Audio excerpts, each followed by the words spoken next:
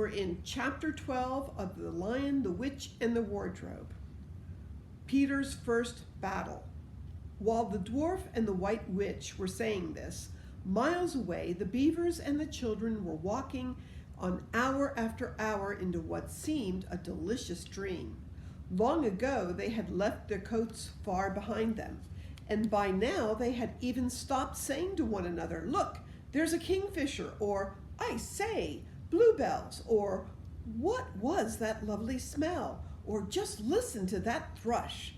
They walked on in silence, drinking it all in, passing through patches of warm sunlight into cool green thickets and out again into wide mossy glades where tall elms raised the leafy roof far overhead, and then into dense masses of flowering currant and among hawthorn bushes where the sweet smell was almost overpowering. They had just been as surprised as Edmund when they saw the winter vanishing and the whole wood passing in a few hours or so from January to May. They hadn't even known for certain, as the witch did, that this was what would happen when Aslan came to Narnia. But they all knew that it was her spells which had produced the endless winter, and therefore they all knew when this magic spring began that something had gone wrong, badly wrong, with the witch's schemes. And after the thaw had been going on for some time, they all realized that the witch would no longer be able to use her sledge. After that, they didn't hurry so much, and they allowed themselves more rests and longer ones. They were pretty tired by now, of course, but not what I'd call bitterly tired, only slow and feeling very dreamy and quiet inside, as one does when one is coming to the end of a long day in the open. Susan had a slight blister on one heel. They had left the course of the big river some time ago, for one had to turn a little to the right, that meant a little to the south, to reach the place of the stone table. Even if this had not been their way, they couldn't have kept to the valley of the river once the thaw began, for with all that melting snow, the river was soon a flood, a wonderful, roaring, thundering yellow flood, and their path would have been under water. And now the sun got low, and the light got redder, and the shadows got longer, and the flowers began to think about closing. "Not long now," said Mr. Beaver, and began leading them uphill across some very deep, springy moss. It felt nice under their tired feet, in a place where only tall trees grew, very wide apart. The climb, coming at the end of the long day, made them all pant and blow, and just as Lucy was wondering whether she could really get to the top without another long rest, suddenly they were at the top, and this is what they saw. They were on a green open space from which you could look down on the forest spreading as far as one could see in every direction, except right ahead. There, far to the east, was something twinkling and moving. "By gum," whispered Peter to Susan, "it's the sea." In the very middle of this open hilltop was the stone table. It was a great grim slab of gray stone, supported on 4 upright stones. It looked very old, and it was cut all over with strange lines and figures that might be the letters of an unknown language. They gave you a curious feeling when you looked at them. The next thing they saw was a pavilion pitched on one side of the place.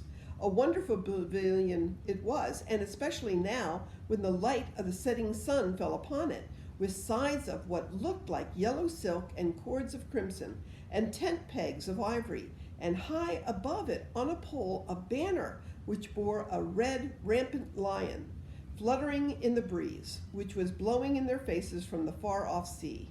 While they were looking at this, they heard a sound of music on their right, and turning in that direction, they saw what they had come to see.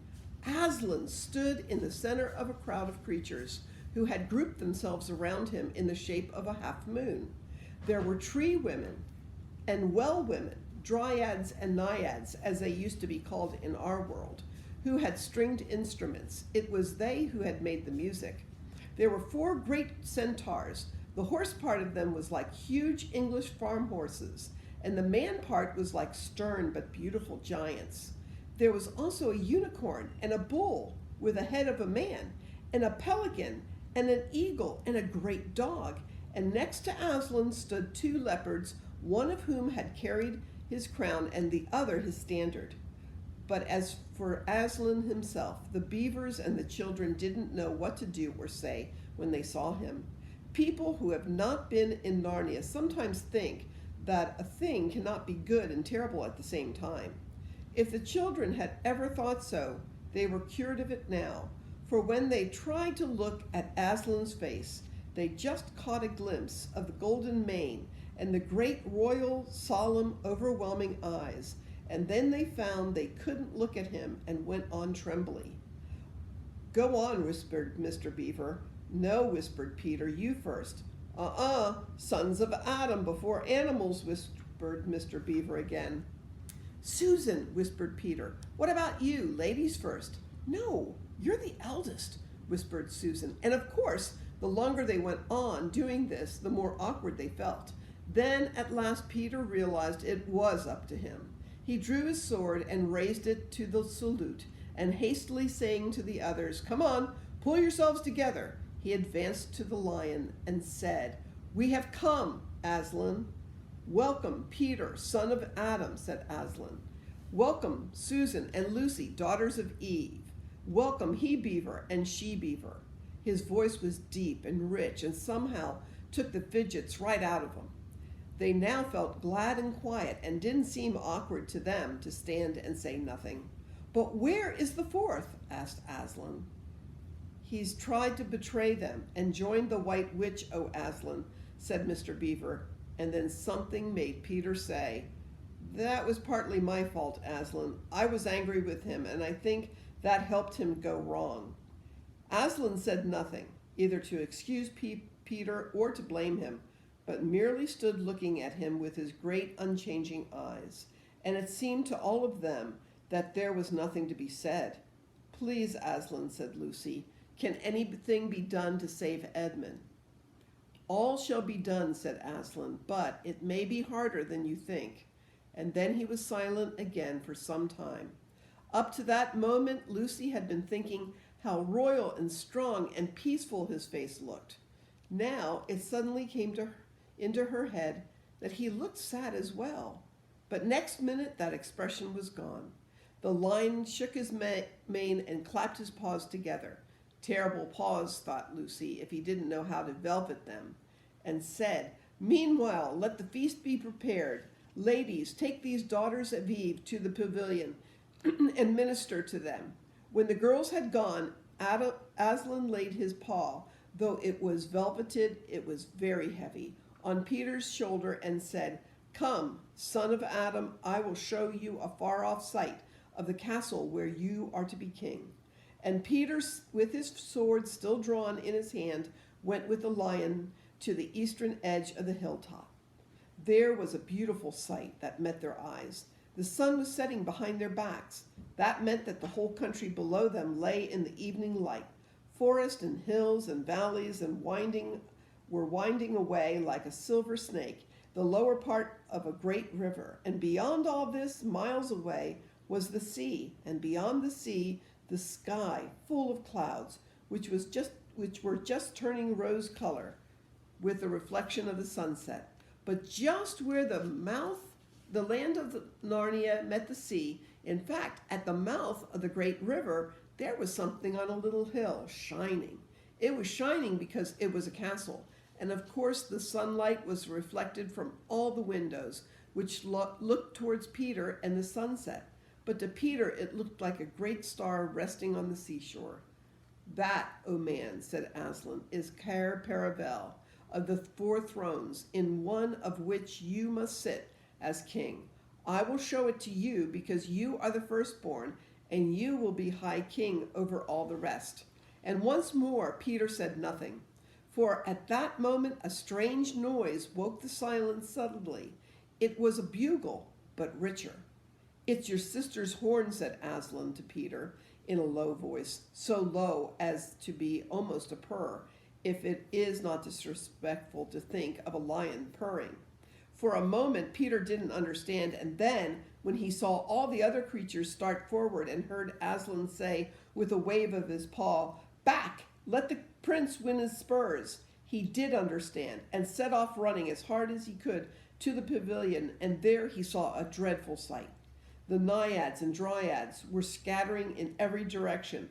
Lucy was running towards him as fast as her short legs would carry her, and her face was as white as paper. And then he saw Susan make a dash for a tree and swing herself up, followed by a huge gray beast. At first Peter thought it was a bear, and then he saw it looked like an Alaskan, though it was far too big to be a dog.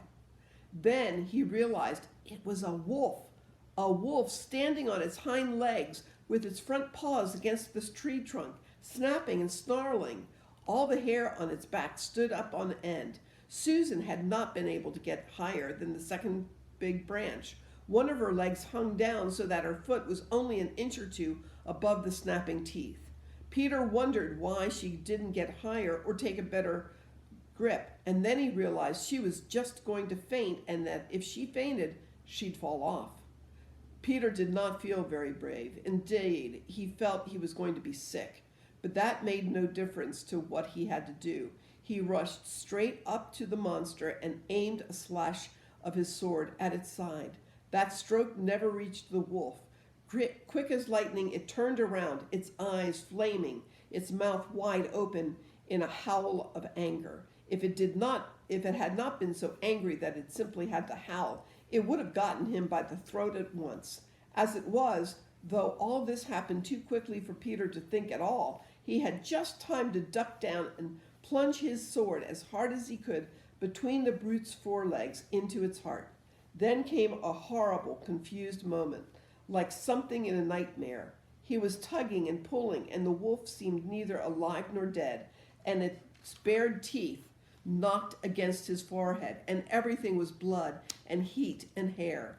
A moment later he found that the monster lay dead, and he had drawn his sword out of it, and was straightening his back and rubbing the sweat off his face and out of his eyes. He felt tired all over.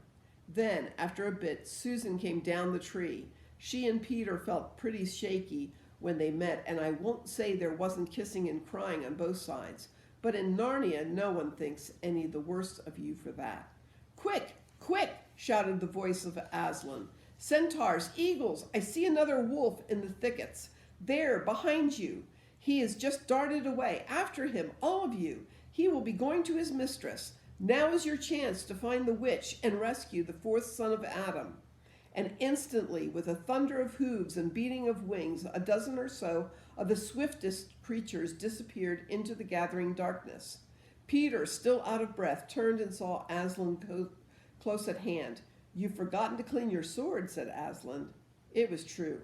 Peter blushed when he looked at the bright blade and saw it all smeared with the wolf's hair and blood. He stooped down and wiped it quite clean on the grass, and then wiped it quite dry on his coat. "Hand it to me, and kneel, son of Adam," said Aslan, and when Peter had done so, he struck him with the flat of the blade and said, "Rise up, Sir Peter Wolfsbane, and whatever happens, never forget to wipe your sword." The end. Next week, chapter 13.